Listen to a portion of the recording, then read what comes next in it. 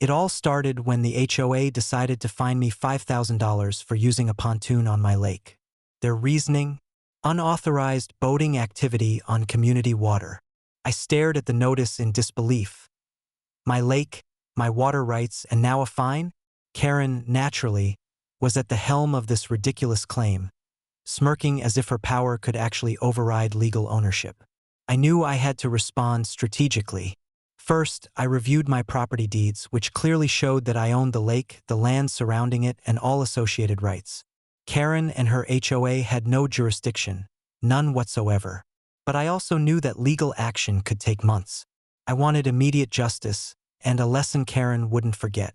I decided to flip the situation entirely. Instead of paying their arbitrary fine, I purchased the surrounding lake property from them at market value, legally acquiring ownership of the adjacent land.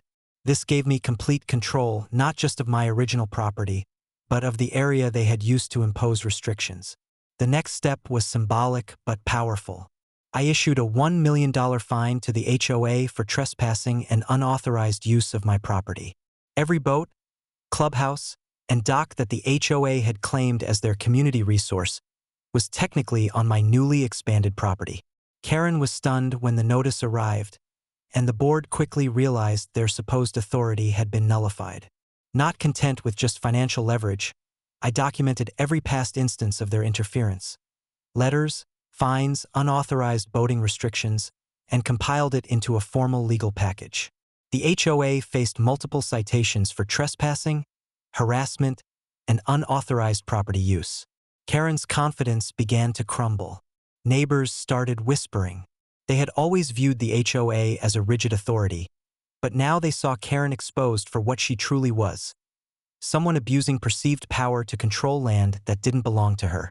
The story of her fining me for using my own lake spread quickly, damaging the HOA's reputation further.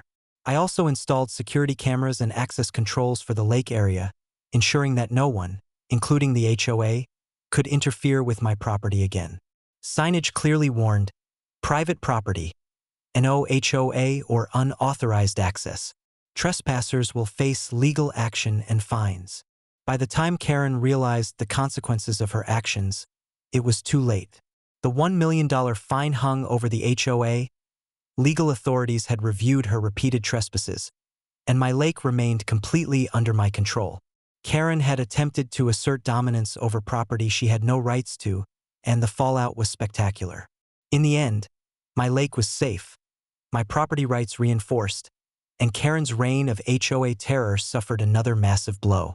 She had tried to bully, fine, and intimidate, but I turned her own overreach into my most significant advantage yet. The lesson was clear: mess with my property, and the consequences are swift, legally binding, and unforgettable.